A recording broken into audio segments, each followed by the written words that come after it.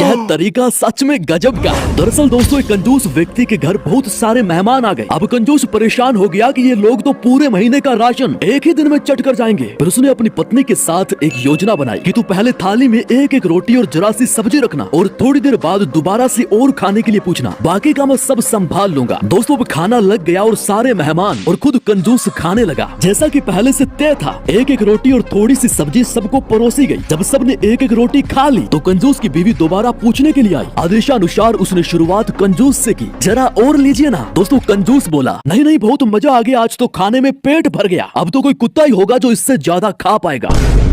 तौबा तौबा तौबा, सारा मूड खराब कर दिया। दोस्तों, क्या होगा जब भिखारी इनकम टैक्स ऑफिसर को ही लूट ले। दरअसल दोस्तों, एक भिखारी अपने वकील के साथ इनकम टैक्स ऑफिस में टैक्स चुकाने गया। ऑफिसर हैरान था। उसने भिखारी से पूछा कि आपके पास इतने सारे पैसे आते कहां से हैं? भिखारी ने कहा कि मैं लोगों के साथ शर्तें लगाकर इतने पैसे जीतता हूं। दोस्तों, ऑफिसर को इस बात पर यकीन नहीं हो रहा था, तो भिखारी ने कहा कि चलिए मैं आपको एक डेमो दिखाता हूँ। आपके कमरे के कोने में जो कूड़े का डिब्बा है, मेरा दावा है कि मैं यहाँ से सीधे उस डिब्बे के अंदर थूक सकता हूँ। दोस्तों, ये बहुत ही मुश्किल काम था, इसलिए ऑफिसर उससे 1000 की शर्त लगाने के लिए तैयार हो जाता है। दोस्तों, इसके बाद भिखारी ने थूकना स्टार्ट किया, लेकिन अफसोस उसकी कोशिश नाकामयाब रही और साथ ही उसने थूक से टेबल भी खराब कर दी थी। यह देखकर ऑफिसर काफी खुश हुआ क्योंकि वह शर्त जीत गया था। लेकिन तभी उसने देखा कि वकील रो रहा है। उसने वकील से पूछा कि आप रो क्यों रहे हो? वकील ने कहा कि साहब, आज सुबह ही इस आदमी ने मुझसे 50,000 की शर्त लगाई थी कि वह इनकम टैक्स वालों की टेबल पर थूकेगा और ऑफिसर से नाराज होने की बजाय खुश होंगे।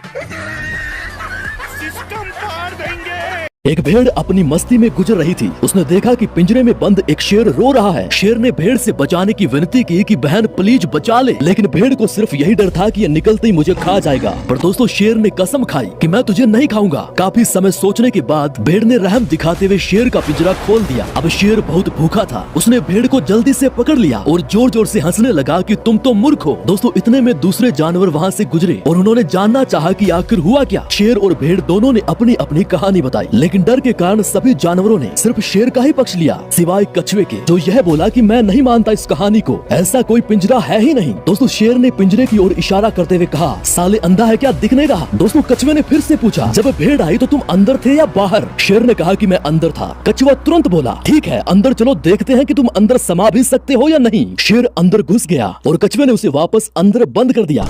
ये फंस गया। प्रैंक हो गया।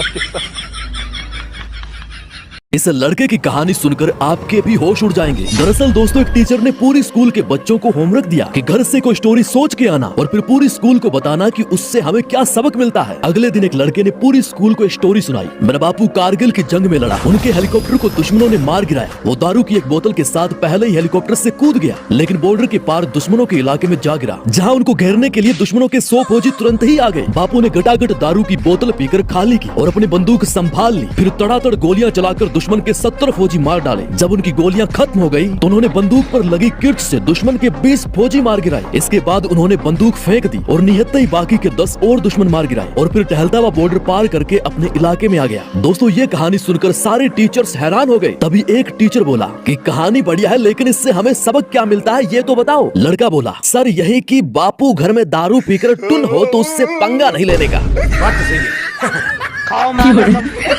दोस्तों, एक शहर में एक छोटी सी साबुन की फैक्ट्री थी, जिसका मालिक बहुत ही परेशान था क्योंकि कई बार गलती से साबुन के पैकेट खाली रह जाते थे और जब वो खाली पैकेट मार्केट में पहुंचते तो कंपनी को जुर्माना भरना पड़ता था। दोस्तों, यही समस्या पहले एक बड़ी साबुन फैक्ट्री में भी थी, जिसने इस प्रॉब्लम से निपटने के लिए लाखों रुपए खर्च करके एक्सरे और स्कैन करने की मशीन लगाई थी। लेकिन दोस्तों, इतनी महंगी मशीन लगाने के लिए छोटी साबुन फैक्ट्री के पास पैसे नहीं थे। अब दोस्तों, सवाल ये उठता है कि उस छोटी साबुन फैक्ट्री ने आखिर क्या दिमाग लगाया जिससे ना तो उसके ज्यादा रुपए खर्च हुए और ना ही कोई महंगी मशीन लगानी पड़ी, फिर भी उसकी इस समस्या का हल हो गया। दरअसल दोस्तों, उस फैक्ट्री मालिक ने पैकिंग लाइन के आखिर में एक बड़ा सा 600 रुपए का पंखा लगा दिया, जिससे पैकेट खाली होने पर उड़ जाता और भरा होने पर आगे फाइनल पैकिंग को चला जाता।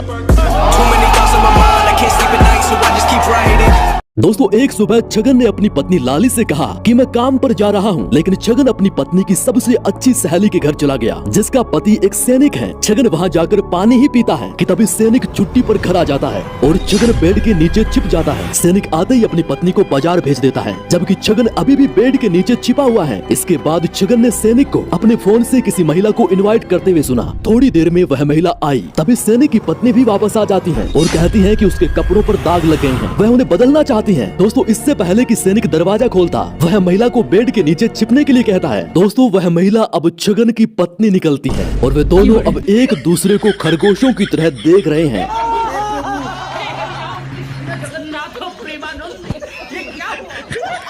दोस्तों छगन ने एक शहर में ताबूत बनाने का काम शुरू किया। एक रात अचानक उसे एक ताबूत का ऑर्डर मिला जिसकी डिलीवरी के लिए वो अपनी गाड़ी लेकर चल पड़ा। अब छगन था तो उसका कुछ न कुछ तो पोपट होना ही था। दोस्तों उसकी गाड़ी रास्ते में खराब हो गई, डिलीवरी बहुत ही अर्जेंट थी तो उसने ताबूत सर पर उठाया और चलने लगा। दोस्तों रास्ते में उसे एक पुलिस वाला मिला जिसने पैसों के लालच के लिए उसे रोक लिया और धमकाते हुए पूछने लगा कि ये क्या ले जा रहे हो। छगन पुलिस वालों की हरकतों को पहले ही समझ गया था कि ये पैसों का भूखा है। उस पुलिस वाले को मजा चखाने के लिए छगन के दिमाग में एक आइडिया आता है। छगन बिल्कुल घबराए बिना उस पुलिस वाले से बोला, जहां मुझे दफनाया गया था वो जगह मुझे पसंद नहीं, इसलिए अपना ताबूत लेकर नई जगह तलाश रहा हूँ। पुलिस वाला अभी आईसीयू में है। दोस्तों एक आदमी ने एक भूत पकड़ लिया और उसे बेचने शहर गया। शहर में वो सबसे ठगीबाज सेठ के पास गया। सेठ ने उससे पूछा कि ये क्या है। आदमी ने जवाब दिया कि ये एक भूत है जो कई वर्षों का काम मिनटों में कर सकता है। सेठ भूत की तारीफ सुनकर ललचा गया और उसकी कीमत पूछी। उस आदमी ने बताया 500 रुपए। कीमत सुनकर सेठ ने हैरानी से पूछा कि बस 500 रुपए। उस आदमी ने कहा कि साहब इस भूत का एक दोष भी है, अगर इसे काम न मिले तो मालिक को खाने दौड़ता है, लेकिन सेठ के पास तो लाखों काम थे। यही सोचकर उसने भूत खरीद लिया। दोस्तों तब तक वहाँ आसपास के सारे दुकानदार भी इकट्ठे हो गए थे। तभी भूत ने अपना चेहरा फैलाया और बोला, काम काम काम। सेठ भी तैयार ही था, तुरंत 10 काम बता दिए, पर भूत उसकी सोच से कहीं अधिक तेज था। अब सेठ घबरा गया और तभी वो भूत सेठ को खा गया। वहाँ खड़ी पूरी भीड़ ने यही कहा कि ठीक हुआ, लालची आदमी मारा गया। लेकिन उस पूरी भीड़ ने आदमी से कहा कि ये भूत तो पलक झपकते ही काम करता है, तो तुम कैसे संभालते हो इसे। आदमी ने जवाब दिया, कुछ नहीं, बस एक लंबा बांस मैंने अपने आंगन में गाड़ रखा है, मुझे जब भी इससे काम होता है मैं इससे करवा लेता हूँ, और जब काम नहीं होता है तो इसे उस बांस पर चढ़ने उतरने को बोल देता हूँ। क्या बात है सर। दोस्तों छगन ने अपनी पत्नी लाली को सुबह 9 बजे से बैंक की लाइन में खड़ा करवा दिया और खुद ऑफिस चला गया। लाली धूप में खड़ी खड़ी 2 बजे बैंक के दरवाजे में घुसी और 3 बजे कैशियर के सामने पहुंची, लेकिन तभी वो चाय पीने चला गया। करीब आधे घंटे बाद आया और बोला, सॉरी मैम पैसे नहीं है। अब लाली का मुंह मिर्ची खाए जैसा हो गया, क्योंकि लंबी लाइन में लगकर वो काफी परेशान हो गई थी। वो घर आई और सारे दिन रोई। दोस्तों शाम को जब छगन वापस आया तो लाली ने उसे पूरी कहानी बताई कि मैंने घर का सारा काम छोड़कर भूखी प्यासी पूरे दिन बैंक के सामने खड़े खड़े पांव तोड़े और आखिर में यह जवाब, सॉरी मैम पैसे नहीं है। छगन गुस्सा करता हुआ बोला कि मुझ पर तो आज तक 15 बेलन तोड़ चुकी हो तुम, कम से कम एक बेलन उन पर तोड़ आती तो उनको भी तो कुछ मालूम पड़ता। लाली बहुत ही धीरज से बोली, बेलन तो आज एक और टूटेगा, पैसा बैंक में नहीं तुम्हारे खाते में ही नहीं था।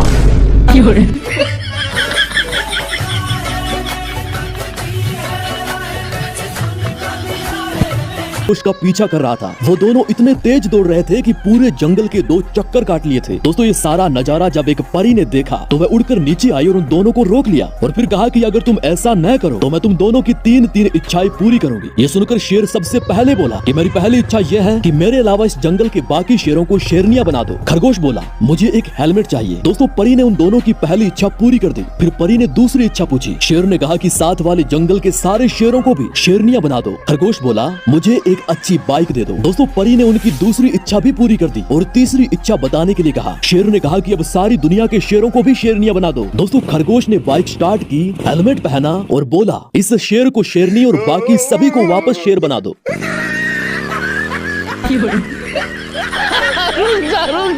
दोस्तों इस सरकारी स्कूल में अगले दिन एक स्पेशल टेस्ट होने जा रहा है और ये 4 लड़के जो आपस में बहुत ही पक्के दोस्त हैं, लेकिन स्पेशल टेस्ट के लिए इनकी बिल्कुल भी तैयारी नहीं है, तो उन्होंने एक प्लान बनाया। दोस्तों अगले दिन वो चारों अपने कपड़े गंदे करके स्कूल लेट चले गए और टीचर से झूठ बोलते हुए कहा कि हमारी गाड़ी का टायर फट गया था, जैसे तैसे हम धक्का लगाते हुए स्कूल पहुँचे हैं, तो इस हालत में हम टेस्ट नहीं दे सकते। टीचर ने उन्हें उससे अगले दिन टेस्ट देने को कहा। अगले दिन जब वो स्कूल आए तो टीचर ने कहा कि एक स्पेशल टेस्ट है, इसलिए आपको अलग अलग कमरों में बैठना होगा। लड़के मान गए क्योंकि उनकी काफी अच्छी तैयारी थी। इसके बाद उन्हें टेस्ट पेपर दिए गए और लड़कों ने जैसे ही टेस्ट पेपर देखा तो हैरान हो गए, क्योंकि पेपर में सिर्फ 2 ही सवाल थे जो कुल मिलाकर 100 नंबर के थे। जिसमें पहला सवाल था आपका नाम क्या है, जो 1 नंबर का था, और दूसरा सवाल था आपकी गाड़ी का कौन सा टायर फट गया था, और ये सवाल 99 नंबर का था। और नीचे नोट में लिखा था कि इस टेस्ट में तुम तभी पास हो पाओगे जब दूसरे सवाल का उत्तर सभी लड़कों का सेम होगा।